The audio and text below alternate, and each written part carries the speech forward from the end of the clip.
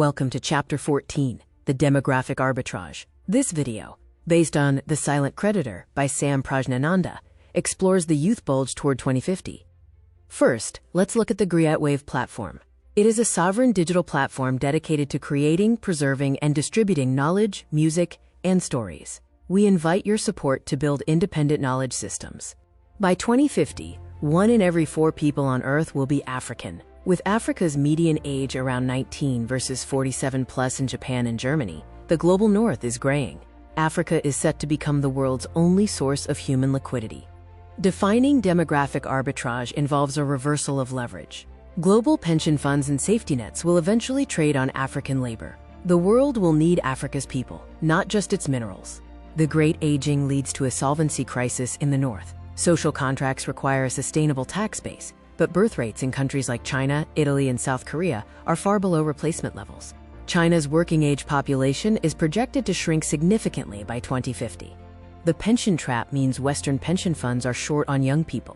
Obligations to aging generations require high returns. Africa is the final frontier for global capital seeking yield and high growth. Will this be a dividend or a disaster? A demographic dividend offers growth when the working-age population exceeds dependence.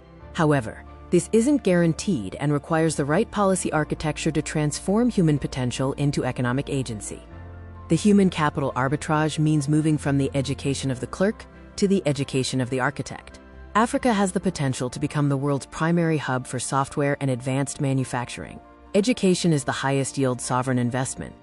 Africa can position itself as the world's global service hub or, quote, engine room for services. Satellite internet allows exporting services without physical visas, and digital workarounds help youth bypass traditional infrastructure gaps. An internal market explosion is coming. By 2050, the African middle class will exceed 1.1 billion people. This will shift growth from export-led to consumption-led. A billion consumers means Africa no longer needs to beg for market access. Market access reciprocity will mean foreign firms beg for access to the African market. Governments can demand that firms build factories inside Africa to sell to Africans, using the consumer base as a strategic leverage point. The labor resource swap shifts from the 20th century's technology for resources to the 21st century's labor for capital. Migration pacts treat human talent as a quote-quote leasable asset. Selective migration leverage allows, for example, providing 50,000 nurses in exchange for 5 world-class medical universities.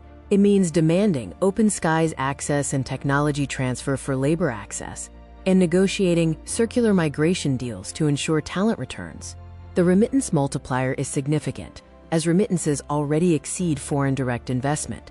While currently used mostly for consumption, institutionalization can channel billions into national infrastructure via bonds. A case study is the Nigeria tech boom, where the fintech ecosystem grew despite governance failure. Youth use demographic energy to solve problems digitally. Capital follows the certainty of 400 million consumers. A hard truth is the time bomb risk. Without productive employment, the youth bulge becomes a time bomb, driving civil war and coup contagion. Youth unemployment is a critical national security threat. Another hard truth is the governance deficit. Elite theft of education, seed capital, creates a lost generation. Unmanaged exodus can collapse social structures. We must avoid the low-skill trap and focus on high-value creation. In conclusion, Africa is the world's final growth engine. The strategy for 2050 is to price the productivity. The export of human talent must be tied to the import of industrial technology. A key insight is that demographics are the ultimate economic destiny. African youth are the world's most valuable hard asset and hold the power to dictate global labor, consumption, and capital flows for the next century.